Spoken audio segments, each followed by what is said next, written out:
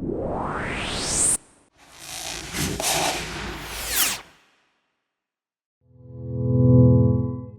الله الرحمن الرحيم. Kalau kita bertemu dengan saudara kita yang jelas kita ketahui dia muslim. Halo Ustadz, tanya Ustadz lebih mudah.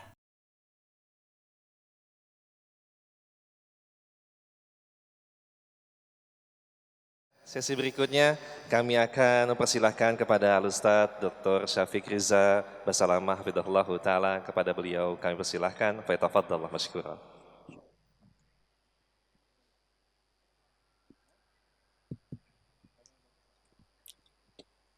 Assalamualaikum warahmatullahi wabarakatuh. Alhamdulillah ghafiril dzamb qabilit taub syadidil iqab dzit taul la ilaha illa huwa ilaihil masir. Segala puji bagi Allah Jalla Jalaluh yang menerima taubat kita, mengampuni dosa-dosa kita dan menerima taubat kita. Tapi Allah azabnya juga pedih. Dia maha kuasa. Dia yang memiliki segala-galanya. Dan kelak kita akan kembali kepada Allah Jalla Jalaluh. Dan ingat, tiada yang berhak disembah kecuali Allah. Allahumma salli wa sallim ala sayyidina wa maulana Muhammadin wa ala alihi wa ashabihi ajma'in. Ya Allah, semoga salawatmu, salammu senantiasa engkau curahkan untuk hamba kekasihmu, untuk baginda Nabi kita Muhammad sallallahu alaihi wasallam, untuk keluarga beliau, untuk istri-istri beliau, untuk putra-putri beliau, dan untuk seluruh sahabat Nabi. Semoga Allah meridhai kita bersama mereka. Amma ba'd. Ana lihat sebagian sudah mulai kipas-kipas. Sebagian sudah mulai memejamkan mata karena mungkin menghayati apa yang disampaikan Ustaz Firanda tadi. Ana lihat, Masya Allah. Jamaah, kenapa kita kumpul di tempat ini? Tadi Ustaz Irwandi bisikin ana. Beliau mengatakan, Ustaz, antum lihat kenapa orang-orang kumpul itu? Kenapa kita datang di tempat ini berdesak-desakan, capek, lelah? Apakah karena seorang ustaz, 2 orang ustaz, 3 orang ustaz, 10 ustaz, 100 ustaz? Kata Ustaz Irwandi, insya Allah mereka datang karena Allah Jalla Jalaluh. Jemaah, pintu surga itu luasnya, lebarnya baina Makkah wa Busra, baina Makkah wa Hajar. Kira-kira jaraknya 1.200 kilometer. Kata Nabi SAW, فَإِذَا بِهَا كَذِيذٌ مِنَ الزِّحَامِ يَوْمَ الْقِيَامَةِ. Nanti itu pintu-pintu surga akan penuh berdesakan orang-orang di sana. Dan semoga kita yang kumpul di tempat ini kelak akan berdesak-desakan bersama Rasul SAW di pintu surga. Allahumma amin. Jamaah, sebagian duduk dari tadi bersama saudaranya muslim di sampingnya, tapi nggak kenalan. Coba yang nggak kenalan sama yang di sebelahnya angkat tangan. Yang nggak kenalan sama yang di sebelahnya, Allahu Akbar. Sekarang antum kenalan. Gul, assalamualaikum. Pulang dari sini bawa saudara antum, insya Allah. Yang ibu-ibu juga sama. Yang di atas, jangan cuma kipas-kipas dari tadi. Wallahi jemaah, kita jauh-jauh datang nggak kenal sama yang di sebelah kita. Mungkin dia masuk surga lebih dulu daripada antum. Ahibati fillah, tadi Ustaz Firanda menyampaikan, Masya Allah, tentang bagaimana kebahagiaan. Ustaz Irwandi juga mengingatkan bahwasanya al-mar'atu salihah. Orang kalau punya istri salihah di rumahnya, insya Allah baiti jannati. Ana sering omongkan, salah satu ciri istri yang soleha itu, kalau suaminya pulang dari kerja, tidak ditanya dari mana. Tapi ditanya apa? Mau apa? Bapak-bapak setuju? Ibu-ibu dengar yang di atas. Kalau suaminya datang udah capek, berkeringat, telat datangnya. Biasanya datang jam 4, dia datang jam 8. Istri udah siap-siap di pintu. Bukain pintu. Dari mana? Astagfirullah. Itu suami keluar lagi tuh. Cari warung, kata dia, ana nggak makan di rumah malam ini. Udah capek, lelah, mbok ditanya, "Bang, mau yang panas apa yang dingin?" Allahu Akbar. Langsung dikunci pintu sama dia. Khalas. Nggak ada keluar rumah sudah. Selesai. Baiti jannati jamaah. Haibati billah. Berkaitan dengan halo Ustaz. Ana berharap halo Ustaz bisa memberikan kontribusi agar rumah tangga kaum muslimin di Indonesia ini bisa meraih kebahagiaan. Bangsa ini tidak lain hanya kumpulan keluarga. Apabila keluarga-keluarga ini hidup berbalut sakinah, ditambah dengan mawaddah dan rahmah, ana yakin jamaah, insya Allah Allah akan turunkan rahmatnya buat negeri ini. Anak-anak yang jadi begal, anak-anak yang narkoba, yang hidup tidak menentu, pertanyaannya, mereka keluar dari rumah tangga seperti apa? Yakin bapak ibunya tidak peduli dengan anak-anak. Dia hanya berpikir cari makan buat anak. Terkadang harta haram yang diberikan kepada anaknya, sehingga anak itu tumbuh besar, na'udzubillah, bermaksiat kepada Allah Jalla Jalaluh. Jamaah, ada sebuah modal utama untuk memperbaiki keluarga ini,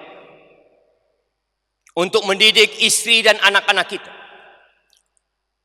Yang istri yang menginginkan suami yang saleh, yang menjadi imam, anak-anak yang menjadi qurrata a'yun, penyejuk pandangan, kebahagiaan orang tuanya.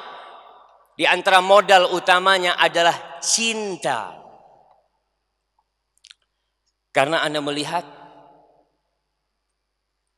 orang yang memiliki cinta, dia akan mengorbankan apa saja untuk orang yang dia cintai. Pernah melihat ada orang yang menyeberangi lautan berenang, naik ke gunung yang tinggi, mendaki berhari-hari. Apa yang dia dapatkan? Dia mendapatkan apa yang dia cintai. Dan orang yang mencintai jamaah, antum kalau cinta sama istri antum, antum kalau cinta dengan anak-anak antum, antum akan siap berkorban apa saja. Harta, kuping antum, tangan antum. Anda bisa melihat bagaimana seorang yang siap untuk dipukulin, siap untuk dipakar, siap untuk dipotong-potong tangannya, tapi satu, jangan sampai engkau sakiti anakku.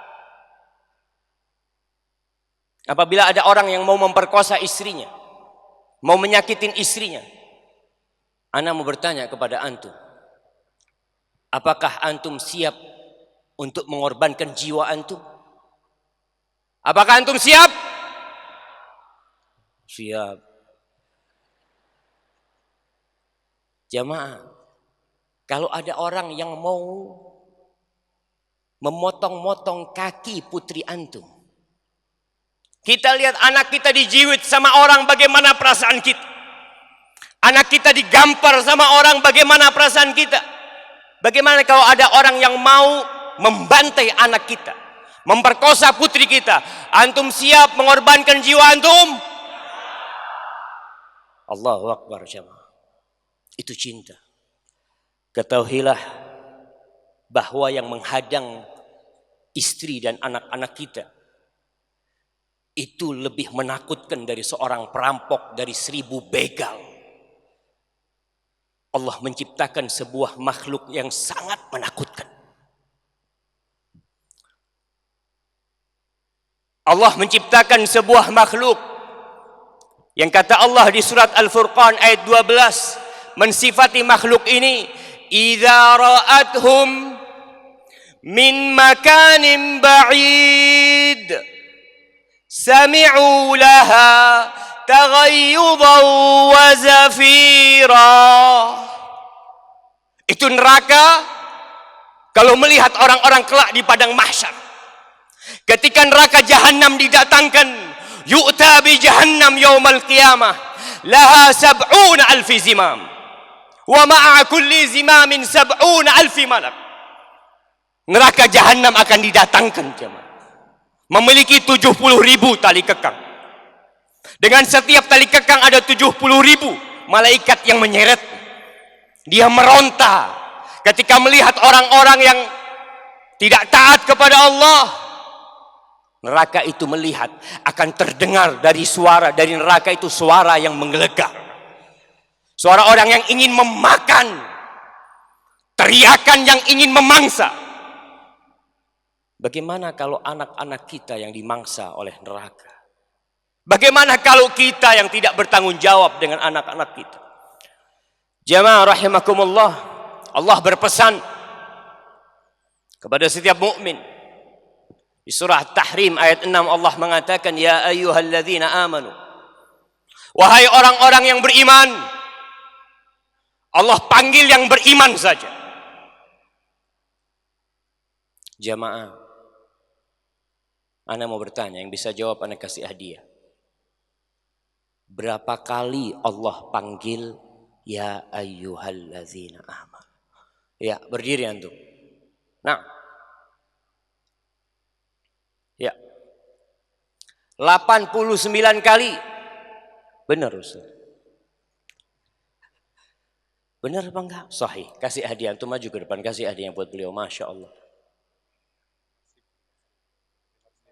Sama 500.000 lagi. Masya Allah, Masya Allah. Faddal, faddal.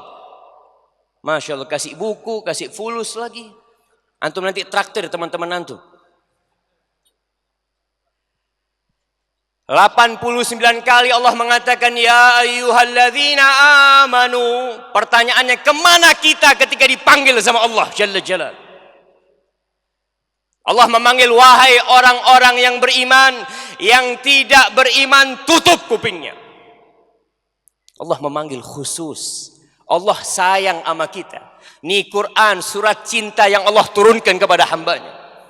Apa kata Allah? Qu anfusakum wa ahlikum nara. Kalian selamatkan diri kalian dan keluarga kalian dari api neraka. Wallahi jamaah, neraka menunggu kita. Neraka menunggu anak-anak kita. Nggak ada orang yang masuk surga kecuali melewatin di atas neraka. Mereka akan melewatin. Wa in minkum illa wariduha. Dan Allah suruh kita, selamatkan dirimu dan keluargamu dari api neraka. Bagaimana menyelamatkan keluarga kita, menyelamatkan istri kita, menyelamatkan anak kita? Diriwayatkan dari Ali bin Abi Thalib, dia mengatakan, adibuhum wa'allimuhum.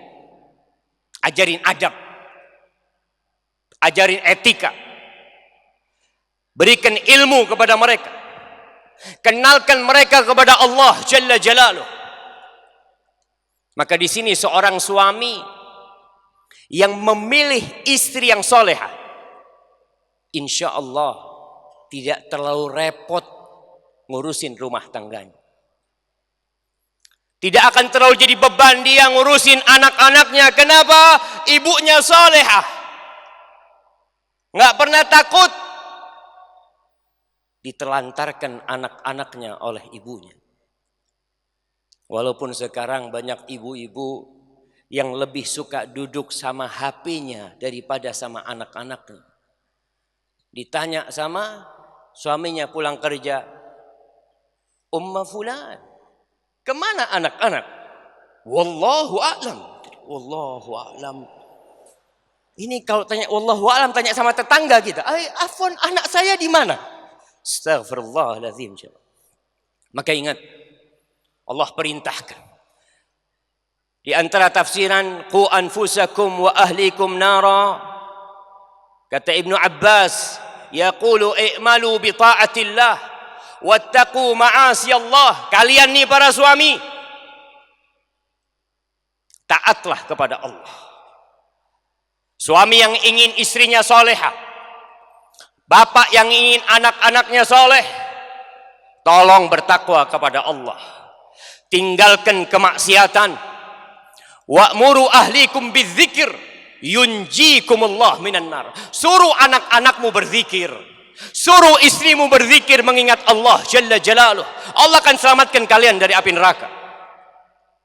Wallahi jamaah, ketika seorang bapak ingin anaknya soleh, tapi di luar dia berbuat maksiat, dia lupa,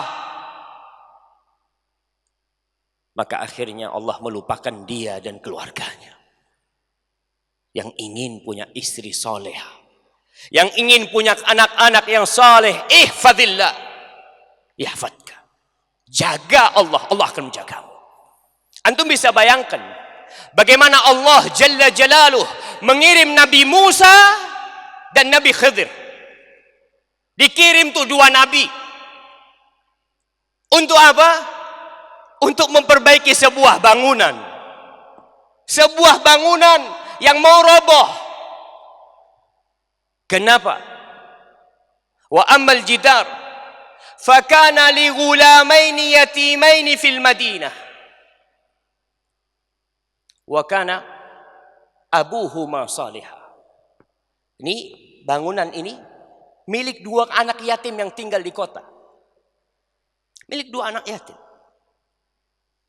Di bawahnya itu wa kana tahtahu kanzul lahuma. Ada harta tersimpan di sana. Allah ingin agar harta itu tidak diambil oleh orang. Agar dua anak ini bisa menikmati harta peninggalan orang tuanya. Apa yang dilakukan dua anak itu? Bapaknya orang soleh, bapaknya orang baik. Jadi kalau antum ingin mengasuransikan anak antum, asuransikan sama Allah Jalla Jalaluh. Ketika antum meninggal dunia, yang akan mencukupi anak antum adalah Rabbul Alamin, Allah Jalla Jalaluh. Ahibati fillah, para suami, antum adalah pemimpin. Kalau antum tidak cinta sama istri antum, ada suami yang tidak cinta sama istri. Nah, tapi berusahalah untuk mencintai ibu anak-anak antum. Ibu anak-anak anak, ya sama istri antum. Tapi antum melihat dia ibu anak-anak anak. Kalau nggak bisa, jangan melantarkan istri antum. Karena antum bakal ditanya sama Allah Jalla Jalaluh. Allah mengatakan ar-rijalu qawwamuna 'alan nisa bima faddalallahu ba'dahum 'ala ba'din wa bima anfaqu min amwalihim. Para lelaki, kata Allah, adalah qawwamun 'alan nisa, pemimpin-pemimpin atas kaum wanita. Kenapa lelaki jadi pemimpin? Siapa yang bisa? Karena dua hal. Nah, jamaah, fadhal berdiri antum. Teriak suara yang keras.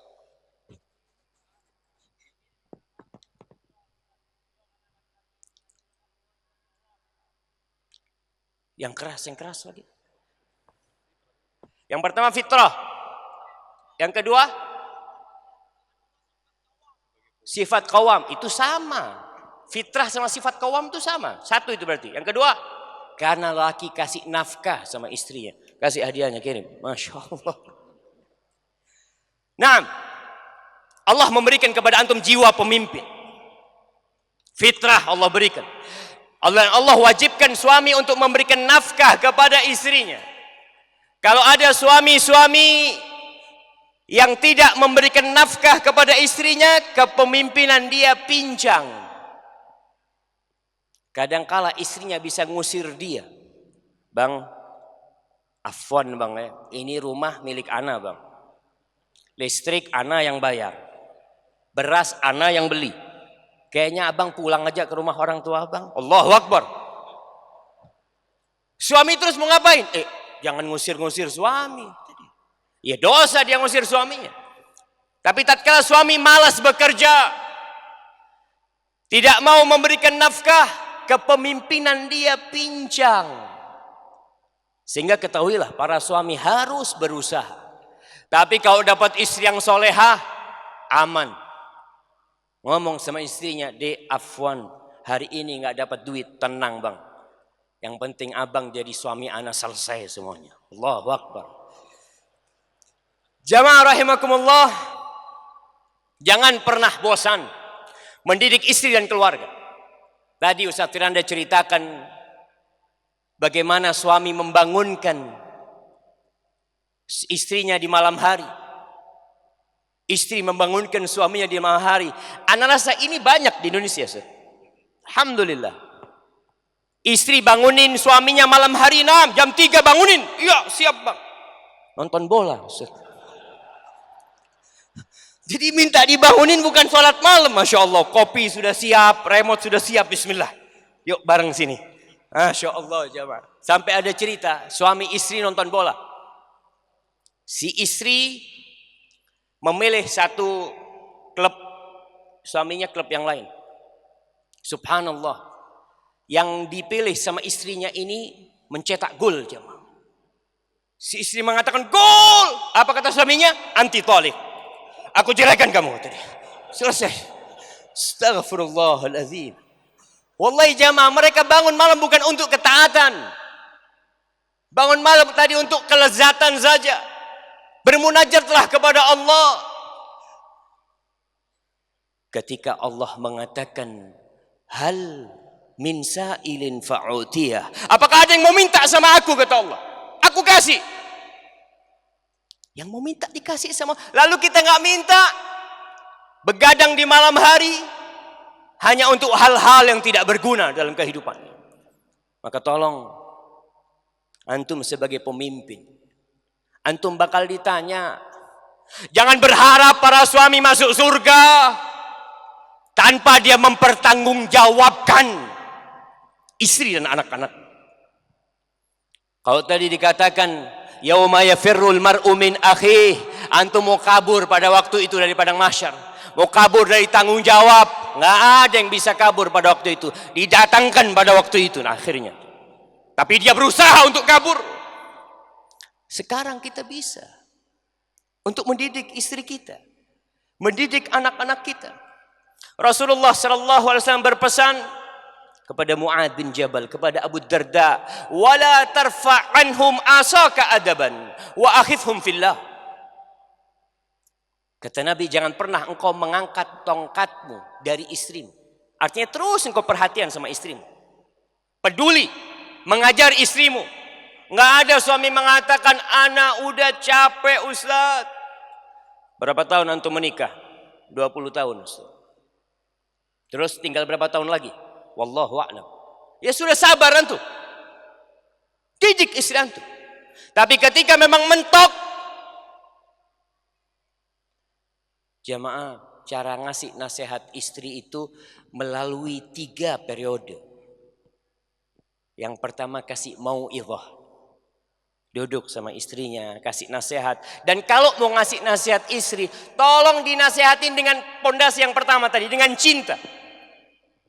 Panggil istrinya, belikan kalung dari emas, dudukkan, Dek, duduk sini, Dek.